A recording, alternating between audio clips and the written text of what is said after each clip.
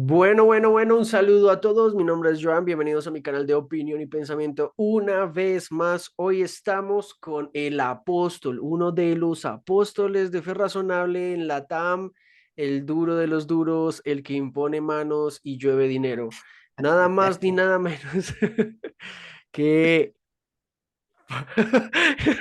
Farid desde Fax Learning. Bienvenido, Amigo, Farid, a este espacio que por fin nos concedes tu presencia por aquí fin me invitas, bro. Alex. Pero no, muchísimas gracias. Me da mucha risa eso del apóstol y esa onda.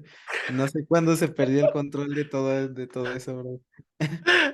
Sí, les tengo que decir que esta charla teníamos que grabarla hace unos días, pero Farid en su apretada agenda no pudo. Sin embargo, hoy nos abrió el espacio para hablar sobre un tema que no he hablado en el canal nunca y que él es un experto porque de hecho escribió un libro llamado Testigos de Nadie. Farid, coméntanos un poco sobre este libro, dónde lo podemos conseguir. Ah, míralo, ven, manténlo ahí un rato. Cuéntanos un poco de ese libro. Bueno, este libro, para empezar, gracias por la invitación, amigo.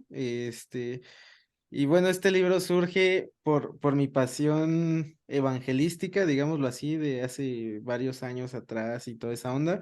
Para los que no me conocen, pues me meto mucho en esas ondas de evangelismo, me encanta. Y en cuestiones también de misiones, he ido a varias misiones y así, ¿no? Entonces, por esa cuestión, yo empiezo a estudiar apologética, bla, bla, bla. Y platicando, evangelizando, me doy cuenta que los testigos de Jehová son, bueno, es algo problemático porque no teníamos como cómo abordarlos. Entonces, pues ya sabes, como clásica persona que le gusta un poquito leer, pues me compré algunos libros, investigué algunos que ya eran bastante viejos. Me di cuenta de varias cosas. La primera, había muy poco material en español acerca de testigos de Jehová. Los que había, la mayoría eran como de 1980, 70, a excepción de como dos libros, ya más actuales. eh, y siempre me daba cuenta de que las cosas eran como muy, muy similares en todos los libros y que se dedicaban como a puro bibliazo, ¿no? Doctrina versus doctrina, porque, y no es malo, o sea, es que en el sentido cristiano nosotros somos así, ¿no? Y pensamos, Joan tal vez piensa en eso, yo pienso esto otro, y pues qué dice la Biblia y con respecto a lo que dice la Biblia y ya está, ¿no? Pero yo me daba cuenta que esa plática no era como tan fructífera como bueno, para compartir con los testigos de Jehová, y que aunque tú les hablaras con la Biblia, e inclusive con su propia Biblia, que es la traducción del Nuevo Mundo, ellos estaban siempre como muy cerrados. Y entonces yo me preguntaba, pero ¿por qué no es como tan fructífero, así tanto, si simplemente pues dice la Biblia que no, esta doctrina para ellos está mal? Y bueno, coincidió en aquel tiempo que estando en pandemia, ya sabes, ya había hecho unos eventos de esto, tenía información, y coincidió y dije, pues voy a hacer el libro. Y al principio, lo que yo iba a hacer era justamente eso mismo, doctrinas y puros bibliazos. Pero investigando en el tema, y la verdad la gracia de Dios me fue guiando en esto, es que me empecé a dar cuenta de varias cosas, ¿no? Y así es como empiezo a dividir mi libro en varias secciones para, bueno, ya ahorita profundizaremos un poquito más en eso, pero justamente por esa parte, ese es el contexto de cómo y por qué empiezo a hacer el libro. Súper interesante porque, bueno, yo también tengo la experiencia de que es escribir un libro, que es buscar publicarlo, es un trabajo arduo de bastante tiempo y que de hecho necesita mucha investigación, ¿no? Dependiendo obviamente de la postura que uno quiera compartir. Así que, ¿dónde pueden conseguir el libro las personas, Farid? En dónde pueden comprar tu libro? Pues para empezar, en los que son de México, en Mercado Libre, los que no son de México, tus compatriotas y algunas otras personas, lo he publicado también en Amazon, entonces lo pueden buscar así como Testigos de Nadie, ahí te voy a dejar el link, amigo, para que lo puedan adquirir y les llegue hasta donde ustedes estén. Ay, qué interesante porque no sabía que estaba en Mercado Libre. Ajá, Tal vez pueda estar en el Mercado Libre, pero en Colombia o en otros países o solo México. no, no porque ya, haz de cuenta, ¿sí me escuchas? Sí, sí, te estoy escuchando. Ah, es que como que se había trabado. No, porque solamente es Mercado Libre México, sí, sí me puse a investigar un poquito. Yo también pensaba, dije, Mercado Libre y pues ya a todos lados, pero no es solo Mercado Libre México, como que sí son más territoriales, no es como Amazon. Y bueno, por eso justamente me decidí a publicarlo en Amazon y ya, y en Amazon, pues al que quiera pedirlo en donde esté, pues le va a llegar. Ok, ya saben ustedes, podemos por Amazon o por Mercado Libre en México buscar, ahí tienen Testigos de Nadie de Farid, Buen Rostro desde Fe Razonable.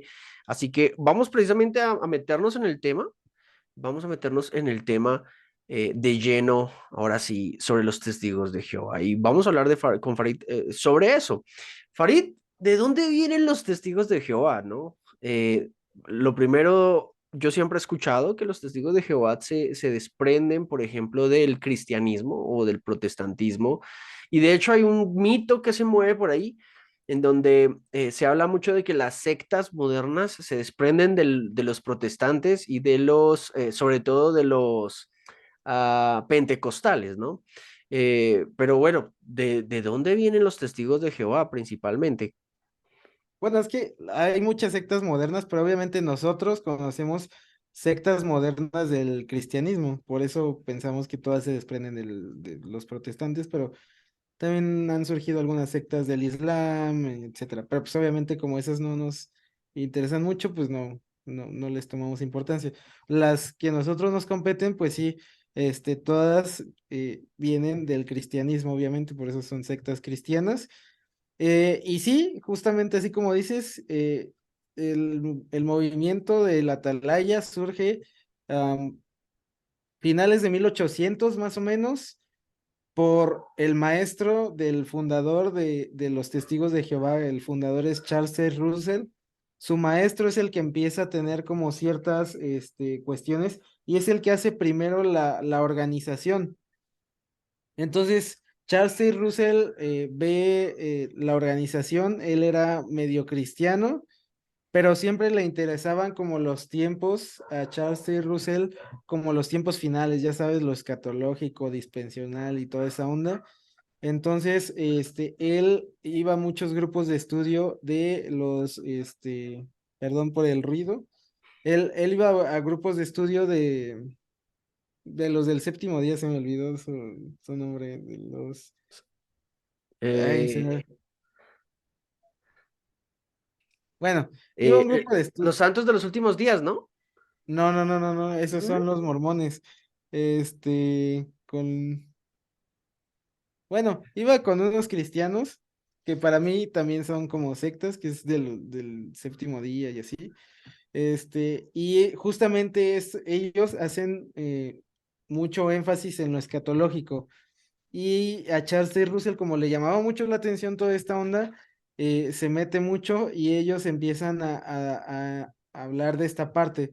Entonces, después Charles C. Russell como que se desprende un poquito de ellos, aunque ellos fueron sus maestros, y inclusive ellos se atrevían a hacer ciertos cálculos de la parucía. La parucía, para los que no saben, es la segunda venida de Cristo.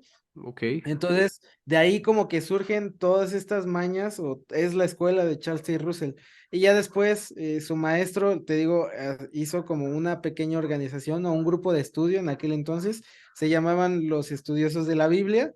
Y bueno, por cuestiones del destino, es Dios, dijeron los testigos de Jehová, se vuelve Charles T. Russell el dirigente de ese grupo de los estudiosos de la Biblia, y él empieza a publicar en Estados Unidos algunas de sus gacetas, etcétera, etcétera, criticando muchas cosas del cristianismo americano de aquel entonces, y por eso empieza como a llamar mucho la atención y empieza a tener como ciertos adeptos, y bueno, de ahí su esposa bueno, la que era su secretaria, se convierte en su esposa, empieza a ser el rumor de que Charles A. Russell era la profecía cumplida de Mateo 24 del siervo fiel y prudente, o que en nuestras Biblias se conoce como el siervo fiel y discreto. Entonces, de ahí él se empieza como a tomar el papel de como de profeta, porque era el siervo fiel y prudente que Dios mismo había avalado y que le había dado potestad de todo en aquellos tiempos, ¿no? Y bueno, de ahí lo empiezan a considerar así como un profeta, etcétera, etcétera. Y poco a poco se empieza a desviar. Y bueno, así surge, para no extendernos más, los testigos de Jehová. Ya después, Charles T. Russell tiene muchas broncas que tal vez profundicemos un poquito más adelante. Muere él, su abogado se vuelve el dirigente que se llamaba Rutherford, y bueno, ya de ahí empieza todo el camino de los testigos de Jehová, ya como una sociedad que se le conoce como la sociedad Watchtower, ¿no? Entonces ya esa sociedad ya es cuando se vuelve a hacer, pero Charles T. Russell es el fundador y el creador. Wow, yo no sabía que Rutherford era el abogado de Russell. Ese es un dato nuevo Sí, para mí. sí, fue fue su abogado, y se dice, aquí ya como chismecito, o sea, que él sí se quedó como dirigente de alguna forma mañosa, porque dicen que sí era muy mañoso. Entonces, ahí Rutherford es el que se queda, y Rutherford sí es como que el que establece ciertas doctrinas. Charles C. Russell nada más como que se dedicó a ser como adeptos, dar sus fechas falsas de parucía, después hablamos de eso, pero Rutherford es el que como que lo empieza a hacer ya como clásico abogado, le es el que le da la forma, etcétera, etcétera. Y bueno, cada uno de los dirigentes, ese ya aporta algo, ¿no? A la sociedad. Yo quisiera que adentráramos precisamente en la aparcía, ¿es que le dices? Parucía, ajá, La la parucía. parosía. La segunda Porque, venida de Jesús, si quieres. porque ese es el tema que de hecho más usan ellos, ¿no? Al final de los tiempos, el Armagedón, todo este miedo que sobreviene de hecho de hecho la concepción del fin del mundo, ¿no? De algún día va a acabarse el mundo o se va a venir Jesús muy pronto, va a estar aquí muy pronto, pero bueno, cuéntanos un poquito más de eso porque entiendo yo que fracasaron de alguna manera, bueno, pero no, fracasaron, esa es la palabra, en cada una de sus pronósticos, ¿no? Y de hecho, no sé, tú me dirás, conozco algunas historias en donde le hacían o sea, hacían que sus adeptos vendieran su casa, sus propiedades y bueno, todo este rollo. ¿Qué tienes que contarnos sobre estos fracasos respecto a las profecías de ellos dos? Bueno, es que en el libro, justamente como te decía de las secciones, me doy cuenta, por la misericordia del Señor, que no era fructífero predicarle con bibliazos a un testigo de Jehová, Mm. porque todo, como dice, hay un libro bastante bueno que siempre recomiendo, es grande, pero es muy bueno, de Raymond Franz. Raymond Franz es el sobrino de uno de los dirigentes de los testigos de Jehová en aquella época. Y su libro se llama Crisis de Conciencia. En este libro pues, redacta todo lo que él pasa para abandonar la Watchtower. Y entonces en este libro Raymond Franz decía que siempre al final de todo recaía en un solo punto. Si la sociedad Watchtower, ya establecida como un todo, o sea, la sociedad era realmente el siervo fiel y prudente o no. Y ahí es donde yo me doy cuenta que realmente tenía razón Raymond Franz, y que todo recae en eso, porque si la sociedad Watchtower es el siervo fiel y prudente, todos tenemos que dejar nuestras creencias y afiliarnos a la Watchtower. Pero si la Watchtower no es el siervo fiel y prudente, simplemente la Watchtower tiene que desaparecer porque es falsa. Entonces, de eso trata como la primera sección, y primero le tienes que mostrar a un testigo de Jehová que la Watchtower o que la atalaya realmente no es quien dice ser, porque están como tan conectados con esa idea que ni siquiera se dan cuenta de esa misma idea o de las consecuencias de esa idea, y por eso las personas de testigos de Jehová casi equiparan la revista Atalaya, que son las nuevas revelaciones de la sociedad, con la Biblia, ¿no? Mm. Y Así es. entonces, aunque tú le digas cosas de la Biblia, ellos, no les interesa mucho porque la Watchtower dice, ¿sí me entiendes? Entonces, ese es muy importante. Ahora, ¿cómo podemos mostrar que la Watchtower es el siervo fiel y prudente o que no lo es? Bueno, se muestra de tres formas, ¿no? La primera es de forma bíblica, ya sabes, según Deuteronomio 20, me parece que es, le preguntan a Dios cómo sabemos si es un profeta enviado de Dios.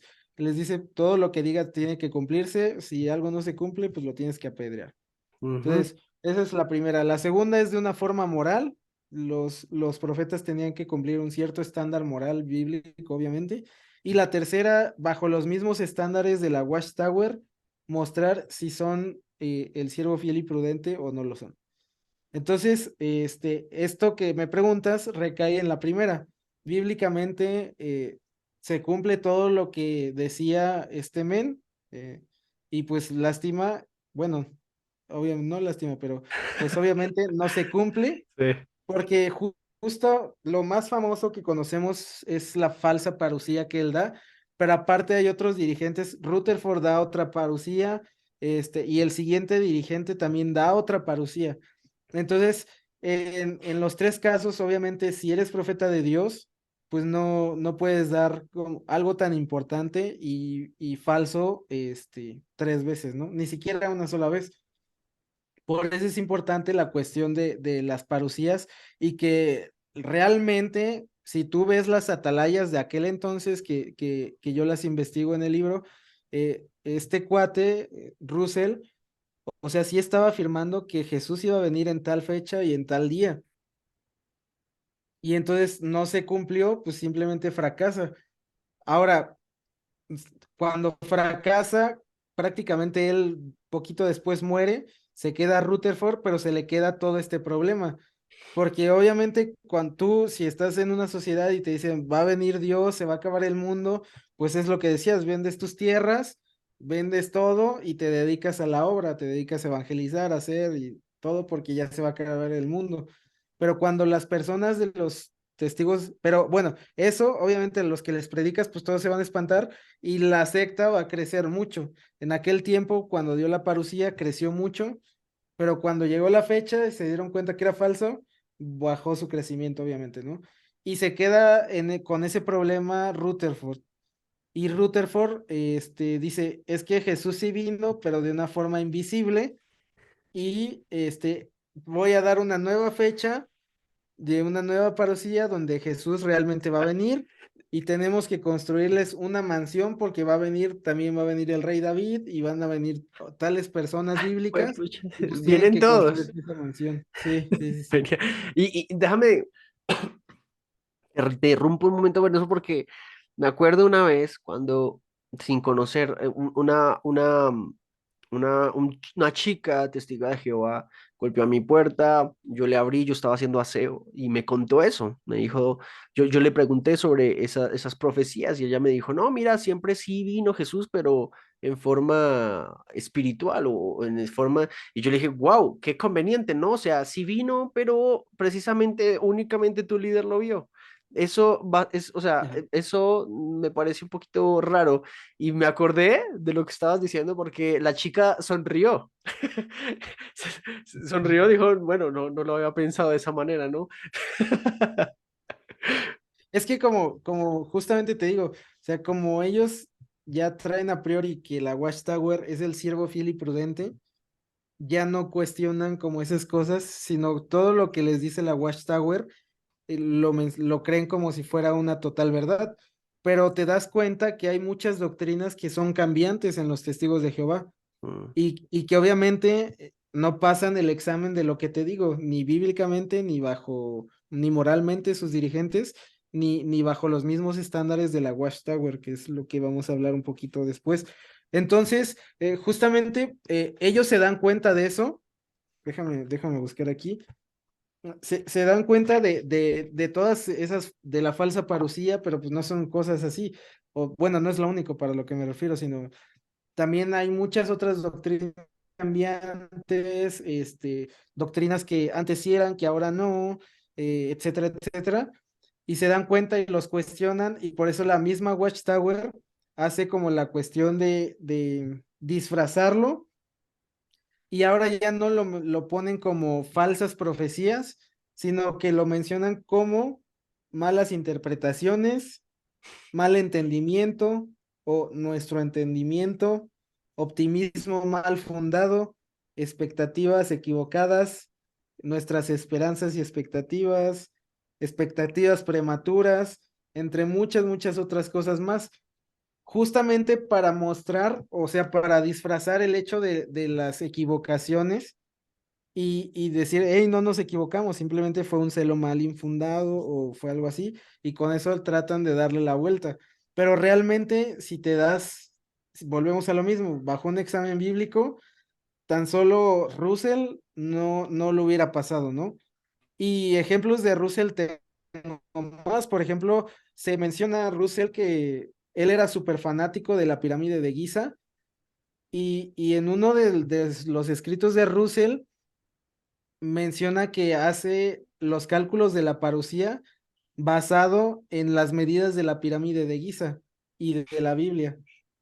Entonces, obviamente, de hecho, la tumba de Russell es una pirámide porque él le fascinaba esta cosa.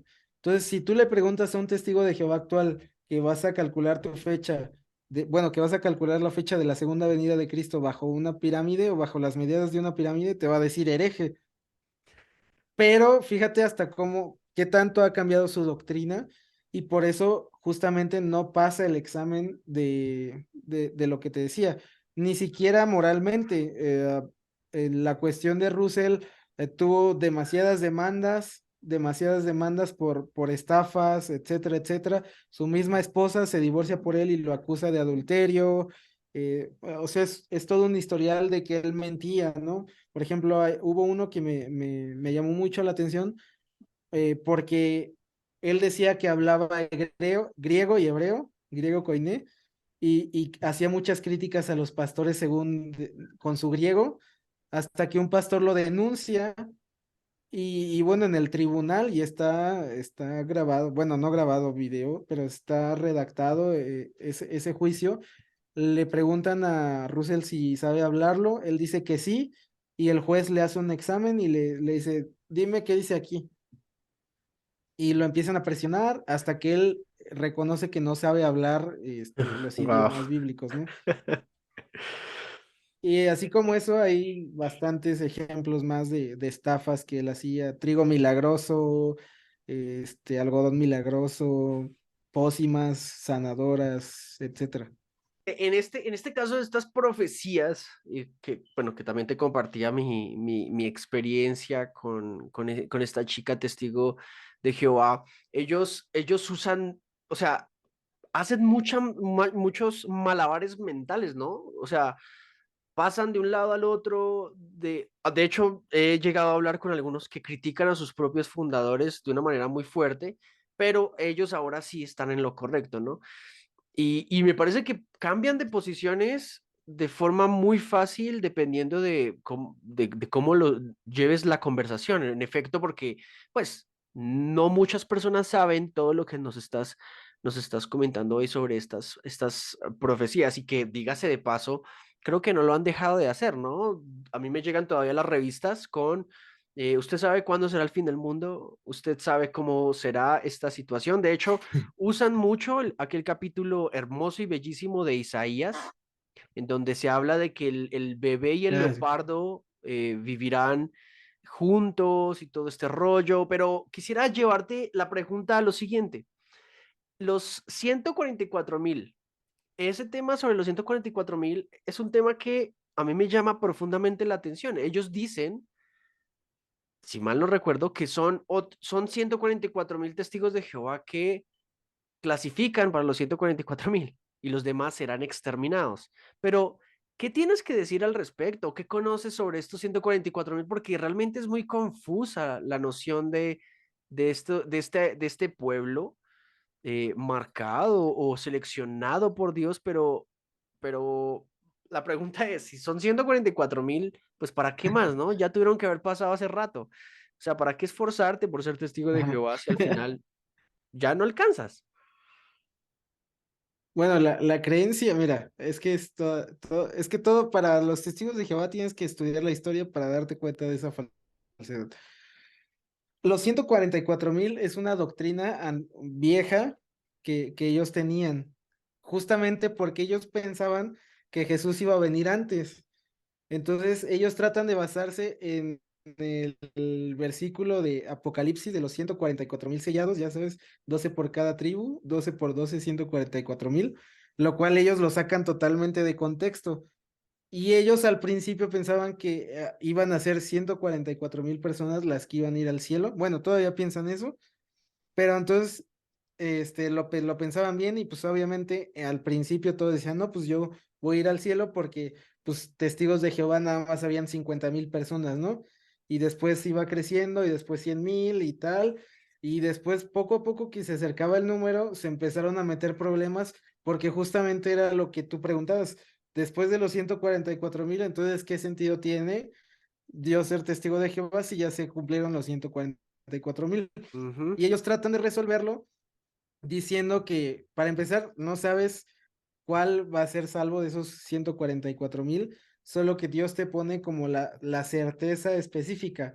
Ahora, ellos también lo resuelven en el sentido de que para ellos la cuestión escatológica es que Dios en el cielo va a haber 144,000, pero aquí en la tierra, después de Apocalipsis, Dios va a hacer un cielo nuevo y una tierra nueva y todos los testigos de Jehová, que no son los 144,000 que están en el cielo, sino todos los demás, van a gobernar con Jesús Ok. aquí en la tierra. Entonces, hacen esta distinción entre el cielo y los que van a estar aquí gobernando en la tierra con Jesús primero y después ellos van a ser los gobernadores de esta tierra.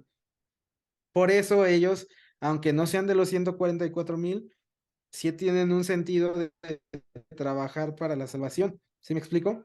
De Ok. hecho, por ejemplo, uno de los últimos dirigentes, el penúltimo me parece, él no tiene la certeza de ser de los 144,000.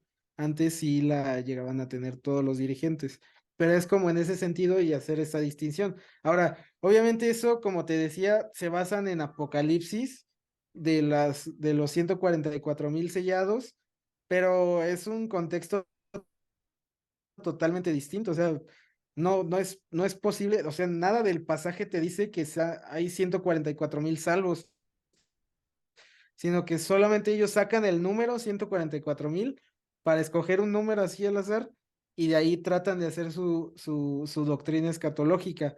Pero si tú ves el pasaje, te habla de que para empezar iban a ser de 12,000 de cada tribu. Entonces, pues ya de ahí, pues ya estás perdido tú que no eres de Israel, ¿no? Entonces, es una doctrina para ellos como fundamental, pero es una de las más fáciles de refutar, bueno, pienso yo. Bueno, pero tú la refutaste bien. A mí me queda. Ahora sí, me quedé en el tercer cielo. Sí, se me dificulta, de hecho, pensar en esto del tercer cielo, pero antes de pasar al tema de Jesús, quisiera hacerte una pregunta porque me hiciste pensar en algo, ¿no? Y es que en todo caso, tengo entendido que para el testigo de Jehová no hay un infierno, o sea, no hay una condenación, solo exterminación, ¿sí? No sé qué tan cierto sea eso. Ujú. Sí, sí, ellos creen, son aniquilacionistas, perdón. Eso es lo que ellos piensan, o sea, ellos no creen que va a haber un infierno, sino simplemente si tú no vas a ser de esos salvos, que para ellos, para ser salvo, necesitas ser afiliado de la Watchtower. Si tú no eres de ellos, pues simplemente no te va a mandar al infierno, simplemente Dios te va a aniquilar, es decir, vas a desaparecer, y ese es el castigo para todos. Entonces, allí me lleva la siguiente situación, y es que entre más traten de resolver esa doctrina, si podemos decirlo, no sé, de ellos, creo que más problemas genera el hecho de que si hay o sea, si hay un exterminio al final y no hay un infierno, igual sigue sin peso lógico el hecho de comprometerte con ser testigo de Jehová. O sea, entres o no en los 144,000, te quedes o no a reinar acá, igual vas a ser exterminado. Entonces, ¿por qué comprometerte con los testigos de Jehová o con la Watchtower si serás exterminado. O sea, no hay nada peor que ser exterminado. No considero, o sea, considero que seguiría siendo un problema para ellos el, el, el solo aniquilacionismo del que tú me hablas, sigue siendo un problema contra ellos mismos, o sea, contra su propia doctrina, ¿no? Sí, justamente porque para empezar, el aniquilacionismo quita la justicia última de Dios, ¿no? Simplemente puedo ser un pederasta, asesino, Sí. etcétera, etcétera, y me mato y ya se acabó todo. Nunca voy Ujú. a pagar toda esa parte, ¿no? Entonces, eso los mete a ellos en problemas. Y ellos tratan de hacer como malabares exegéticos con la cuestión del infierno, que ellos mencionan que es el Gehema, ¿no? Gehema, no sé cómo se pronuncia. Creo que es el Entonces Jena. ellos dicen que simplemente era algo metafórico, etcétera, etcétera. Y ahí en el libro trato de hacer algo básico, para hacer una defensa justamente del infierno, en este sentido, y mostrar en la segunda sección esta parte. Entonces ya en la segunda sección hablamos de ya justamente doctrina, ¿no?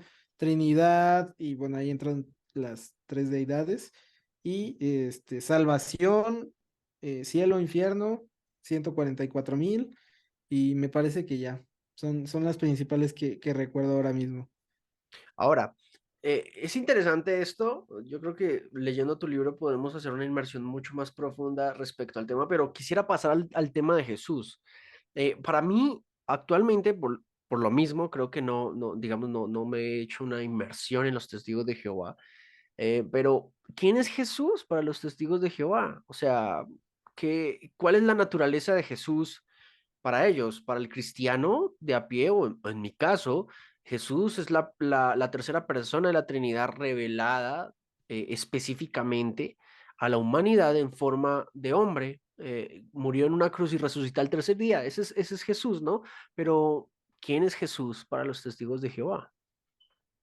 Bueno, para ellos ha ido cambiando, como todas sus doctrinas son Wow. cambiantes, igual mismo Jesús ha ido cambiando, ¿no?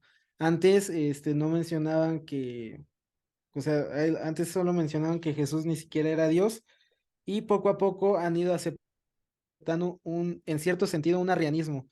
Es decir, creen que Jesús es en parte, y es lo que ellos dicen, es el arcángel Miguel, que es un ser elevado, inclusive es de alguna cierta deidad con D menor, pero que obviamente es un ser creado por el Padre y que por lo tanto, pues no puedes, glorificarlo, adorarlo, etcétera, etcétera. Entonces, básicamente, si lo podemos resumir, ellos creen que Jesús actualmente es un Dios menor al Padre. Eso es lo que ellos creen. Y por Lo eso, cual, ok, dale. no, no, tú dime, dime, dime. No, y por eso quería hacerte esa siguiente pregunta. Y por eso hacen un énfasis rotundo en Jehová, ¿no? Sin Jesús. O sea, Ajá. a ellos nunca se les escucha hablar de Jesús. Em, Ya hablan un poquito más de Jesús, justamente por ok. eso, pero es que te digo, son muy cambiantes. Pero sí, para ellos Jesús es un ser creado, sí es un ser divino con D chica, pero que no se le da, según ellos, gloria, honra, adoración ni nada, sino simplemente es un ser exaltado y ya. Pero el único digno, pues, es Jehová, que es el Padre. Por eso te digo que ellos piensan en una especie de arrianismo porque Arrio pensaba justamente esta parte, ¿no? Entonces, en el libro trato de mostrar la deidad de Jesús y por qué esto falla. Y lo que podría decirte aquí es que esta creencia, para empezar, los mete en un conflicto, porque entonces se volverían los testigos de Jehová politeístas, ya Wow. que para ellos está el Padre, pero también hay un Dios menor que es Jesús, ¿no? Y lo que te van a decir ellos es que no son politeístas porque no adoran a Jesús, pero realmente tú puedes ver en algunos pasajes, y lo que traté de hacer aquí en el libro es mostrar pasajes de su propia Biblia, ¿no? Que también es algo importante porque sí tienen muchas malas traducciones justamente para respaldar su doctrina. Entonces, bajo su misma Biblia mostramos que, por ejemplo, en Apocalipsis se adora al Cordero, Entonces ahí justo estás adorando a Jesús y ya está cayendo en un politeísmo, ¿no? Algo de lo cual los testigos de Jehová condenan. Y de ahí nos podemos seguir muchas cosas, de mostrar la deidad de Jesús de forma tradicional, como tú y yo la sabemos. Jesús hace milagros, Jesús mismo se identifica como Dios. A eso, a El eso ego que, Amy, ya a eso sabes, quisiera el yo hacerte una soy, pregunta curiosa. también te muestra. A eso quisiera hacerte una pregunta curiosa, si me lo permites. ¿En algún Sí, momento sí, sí. has intentado eh, hablar o charlar con un testigo de Jehová postulándole el argumento de la resurrección? Porque me llama mucho la atención, ¿no? Yo nunca lo he hecho. Me llama la atención. Sí, ¿Y qué sí. te dicen? Pero es que, aunque ellos aceptan que Jesús resucitó, porque lo aceptan, las implicaciones teológicas de que Jesús haya resucitado no las toman, ¿sí me explico?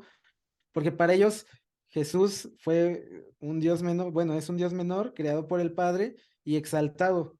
Entonces, aunque Dios lo haya resucitado de entre los muertos, no le pasa a sus implicaciones teológicas de que sea un- cuestión de la Trinidad o que Jesús sea totalmente Dios, etcétera, etcétera. Para eso, antes, lo que trato de hacer es mostrar cómo se identificaba Jesús, porque ahí es donde cae, y bueno, este dilema lo conozco como el dilema de Jesús en el Islam, pero es justamente para todos estos tipos de sectas y religiones. Y el dilema más o menos es el siguiente. Si Jesús afirmó ser Dios, y obviamente si Dios, bueno, si Jesús, bueno, ahí te va, déjame replantearlo para que entiendas el contexto. En el Islam, Jesús es un profeta. En los testigos de Jehová, Jesús es un Dios menor. En cualquier de las profeta en el Islam tenía que decir la verdad, siendo un Dios menor, tenía que decir la verdad, o siendo un arcángel como es el arcángel Miguel para los testigos de Jehová, tenía que decir la verdad. Ok. Si Jesús decía que afirma ser Dios, la doctrina de los musulmanes es falsa, porque ellos lo consideran un simple profeta. Si no decía ser Dios, también la doctrina de los musulmanes es falsa. ¿Sí me explico? Entonces, en este sentido, es una cuestión de este dilema, porque las implicaciones de que Jesús dijo ser Dios son muy importantes. Entonces, lo primero que tenemos que hacer es mostrar que Jesús se auto identifica como Dios para después mostrar que si realmente estaba diciendo la verdad, pues Dios lo tuvo que haber resucitado de entre los muertos. Si no decía la verdad, pues era un mentiroso digno de ser apedreado, que Dios nunca lo pudo haber resucitado de entre los muertos. Pero el caso de la resurrección muestra que lo que decía Jesús sea verdad, porque Dios lo resucita de entre los muertos.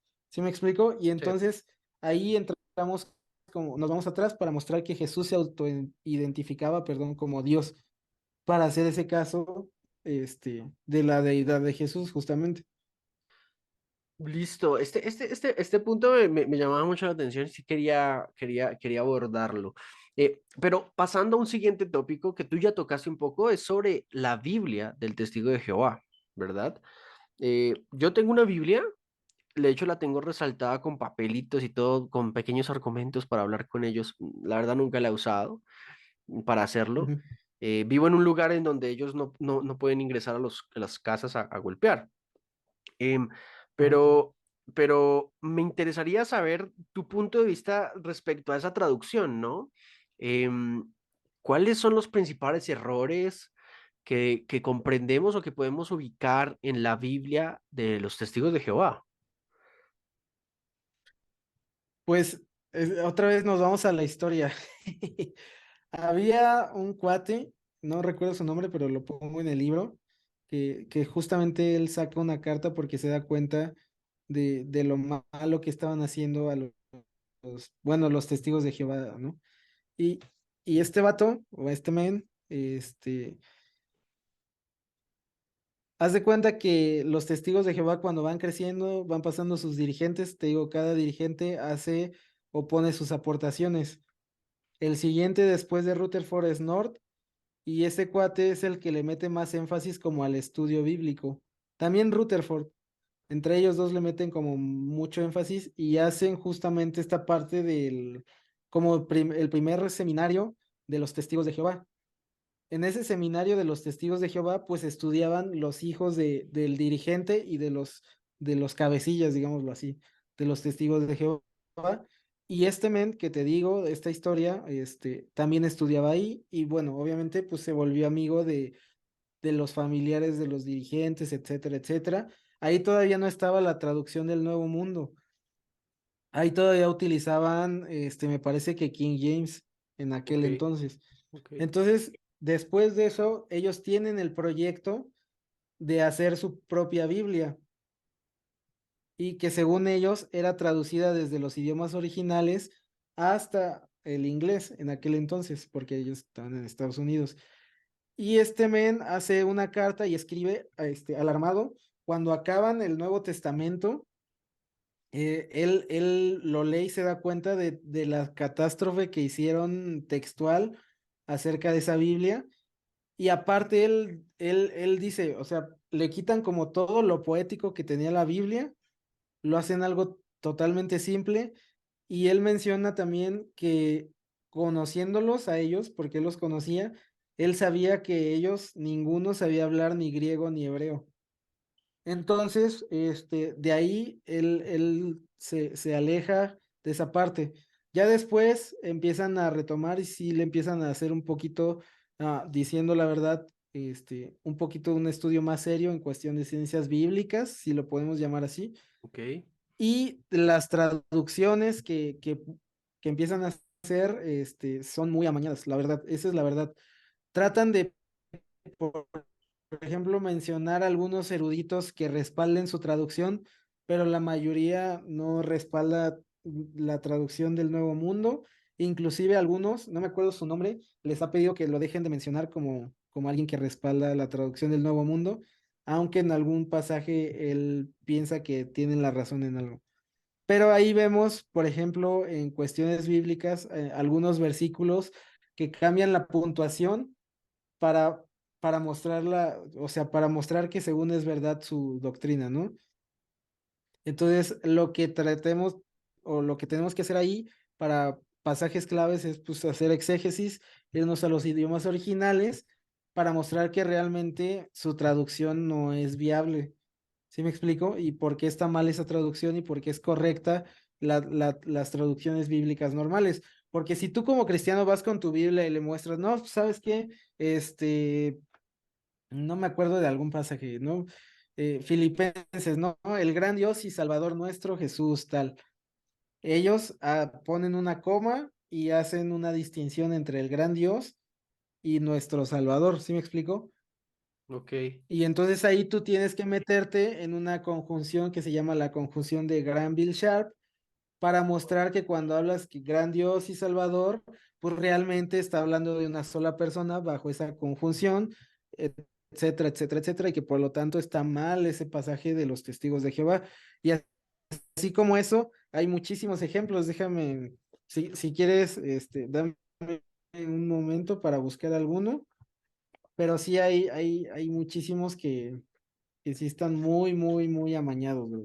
Yo O sea, mucho, mucho, mucho. alguna vez eh, hablé con alguien sobre un verso que me gusta mucho de la Biblia, Juan 1:1. En el principio era el verbo y el verbo era Dios y el verbo estaba con Dios y hice como, no, no recuerdo muy bien, pero creo que en ese pasaje aparece Dios con D minúscula, como tratando de hacer esta distinción, ¿no? Pero luego encontraba yo pasajes en donde sobre esa misma palabra de la cual está hablando, o de ese mismo logos que está hablando Juan, em, en la misma Biblia, los testigos de Jehová deja pasar el Dios con D mayúscula. ¿Sí? Que es como en el mismo contexto de Juan. Ahora, entiendo yo que hay muchos textos amañados porque precisamente si no lo lograban amañar, imagínate nomás, pueden afirmar Sí, algo toda la doctrina de los testigos de Jehová se cae. exactamente, tenían que hacerlo, ¿no? Pero este tema de cuando yo alguna vez les pregunté, les dije, ¿quién es el traductor de tu Biblia? Porque en algunas Biblias no aparecen los traductores, ¿no? O sea, no sabes a quién dirigir Es la que no crítica. hay, no hay, bueno, es que ellos lo disfrazan como de una cuestión anónima, justamente para que Sí, la academia no critique a los autores y no investigue a los autores o más bien a los traductores. ¿Sí me explico? exacto. Entonces siempre ellos se fueron de forma anónima, según ellos, para mostrar la humildad que Cristo y que había puesto en ellos, pero es Wow, justamente para evitarse todas estas críticas. Entonces, la traducción del Nuevo Mundo está sin autoría, o más bien con autoría de la Watchtower nada más, pero sin ninguna persona física, digámoslo así. wow. Eso, pues bueno, cómo se manipula, ¿no? Las posiciones. Porque eso me lo decían a mí, eso me decían, no, es que no, eso, la traducción no es de anónimos porque nosotros trabajamos es para Jehová. Ajá. Eh, y eso suena lindo, ¿no? Pero en efecto, si vas a traducir un libro como la Biblia, necesitas tener un respaldo académico y mínimo dirigir tu crítica a alguien que lo haya hecho. Sí, sí, sí, ahí pues ya te entras en una cuestión de ciencias bíblicas, ¿no? Y que es ya todo un mundo, y ves por qué se tiene que traducir así, etcétera, etcétera. Y bueno, tengo algunos amigos que son licenciados en ciencias bíblicas que me han explicado un poco, y es todo un mundo, te digo, la cuestión de traducciones. Y obviamente no es una sorpresa decir que la traducción del Nuevo Mundo es, o sea, es algo totalmente malo, porque nosotros obviamente tenemos la escritura como nuestra norma de fe, y bajo lo que dice la escritura nosotros amoldamos lo que creemos, pero ellos lo hacen al revés. Para lo que creen, amoldaron su traducción justamente para zafarse de muchos pasajes que muestran toda esta cuestión de sus doctrinas, ¿no? Que otra vez volvemos a lo mismo, han cambiado año con año y lo van cambiando y lo van a seguir cambiando. Farid, por último, ¿cómo crees que deberíamos predicarles a los testigos de Jehová? Porque, por ejemplo, yo no estaría de acuerdo con decir, no, ya no les predicamos, ¿no? Que se condenen, sino que ¿qué recomendarías tú como pasos o estrategia para poder predicarles el evangelio a ellos? Es bien difícil, ¿no? Porque cuando tú les Sí, vas a hablar del evangelio, se van. O te dicen, no, ¿sabes qué? No, no lo vamos a hacer. Y se sí. van. ¿Cómo lo harías? ¿Cómo nos aconsejas para empezar a ejercitar ese evangelismo a los testigos de Jehová?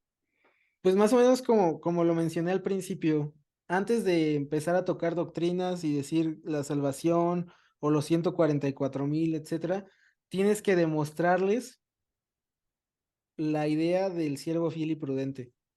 Si tú no les demuestras eso, siempre van a estar cerrados, siempre van a estar cerrados, y aunque tú le digas con la Biblia o con su Biblia y eso, van a estar cerrados. Entonces, lo primero que tienes que hacer es mostrarles que la Watchtower no es el siervo fiel y prudente.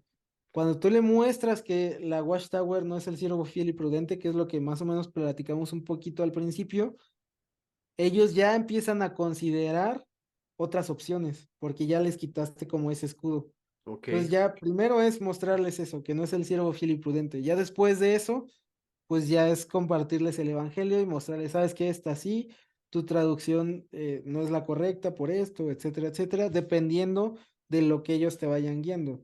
Y bueno, obviamente aquí está de más decir que pues debemos de tener paciencia, porque pues, un testigo de Jehová y otras personas de otras religiones, pues no se convierten nada más y ya, ¿no? O sea, de un día para otro, sino que es un proceso largo, que justamente pongo un apéndice en mi libro acerca de eso, que es muy importante, ¿no? Porque muchos cristianos se desesperan. Entonces, muestro a los cristianos que están interesados en esa parte, eh, que tengan esa paciencia, que entiendan como el contexto de un testigo de Jehová cuando va a dejar la Watchtower, ¿no? Porque inclusive Wow. su misma familia lo aísla, lo veta, toda su comunidad. Entonces, no solamente es decir, pues ya creo en Jesús y ya, sino que todas las implicaciones que hay detrás de todo esto que Wow. viene, me van a dejar de hablar todos mis amigos, tal vez mi novia o mi esposa, no sé. Entonces es todo un contexto muy, muy denso que tenemos que tener en cuenta para ser pacientes, ¿no? Y que también entender que muchos testigos de Jehová, aunque se dan cuenta de que es falsa la Watchtower, ellos siguen aferrados y creen que algún día Dios va a cambiar la organización y la va a volver correcta de alguna forma, y ellos prefieren esperar 20 años a que Dios haga esa obra, a salirse la Watchtower. Entonces, tenemos que entender como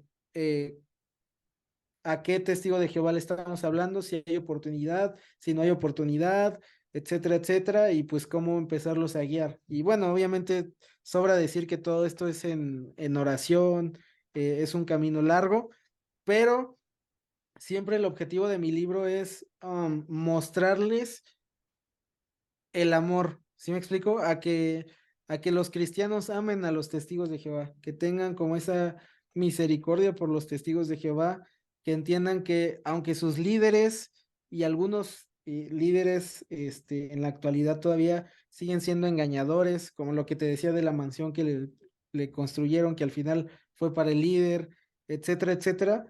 Hay muchos testigos de Jehová que son sinceros con sus creencias, no son engañadores, pero pues que están perdidos. Y como están perdidos, pues necesitan ser encontrados, necesitamos amarlos y necesita alguien que les predique y que les muestre que lo que creen que es verdad, pues no es verdad. Y eso va a ser siempre un shock, un conflicto que te va a llevar inclusive años, ¿no? El Wow. ejemplo por Nabil Qureshi, musulmán, fueron años que David Wood lo estuvo llevando poco a poco. Entonces, la verdad es que yo no creo como en el evangelismo instantáneo, sino que es más como una cuestión de discipulado, de poco a poco, de preguntas, de tal vez se traba la conversación, pues ya vuélvete su amigo y platica de otras cosas y poco a poco Dios va a ir haciendo la obra, pero pues siempre, siempre en esa parte. Última pregunta, Farid, para irnos. ¿Por qué testigos de nadie? Porque está chido el nombre, bro. Sí, está muy bueno, de hecho, o Sí. sea, es muy buen, pero me causaba curiosidad en este momento. Testigos de nadie. No, bueno, al principio, bueno, aquí no se ve mucho, pero tiene una atalaya que es una torre destruida, ¿no? Entonces, al principio, lo que menos me fijé es en el título, ¿no? Pero ya estaba, llegó un punto en que dije, ¿cómo le voy a poner? Y en esa parte, yo había pensado atalaya en decadencia, por eso está la torre destruida, etcétera, etcétera. Pero, un día escribiendo, se me ocurrió ese nombre, Testigos de Nadie, y dije, nada más, es más llamativo, Mm. pega más, es más amarillista si quieres, suelta más cringe, eso va a vender. Y me gustó mucho el título, Testigos de Nadie, que es justamente Testigos de Jehová, pero para haciendo alusión que pues no conocen a Jehová, ¿no? Y por eso son testigos de nadie. Y simplemente dije, va, me gusta más esto, y dejé Atalaya en decadencia y se quedó Testigos de Nadie ahí. A todos, muchísimas gracias por ver este video. Si les gustó, ya saben, suscríbanse al canal, compártanlo con todos sus amigos. Si tienen amigos testigos de Jehová, bueno, también compártanle el video y que nos comenten, que nos busquen. Seguramente pueden buscar a Farid en Fax, tanto en Instagram como en Facebook, que es básicamente pues la página que él está liderando actualmente. Y en efecto, buscar su libro tanto en Amazon y si vives en México, pues en Mercado Libre, si te quede bien. Así que, Farid, muchas gracias por tu tiempo, gracias por bendecirnos con tu magnánima presencia e imponer tus manos sobre este humilde espacio. No, hombre, amigo, muchísimas gracias. Gracias por la invitación. Es un gusto estar aquí, contigo. Gracias por ahí, por colaborar. Y pues nada, ahí esperamos platicar, en otras ocasiones. Los que quieran, pues compartan el video, mándeselo a Testigos de Jehová. Estoy seguro que Testigos de Jehová me van a escribir, me van a retar a debates, etcétera, etcétera. Siempre me pasa lo mismo.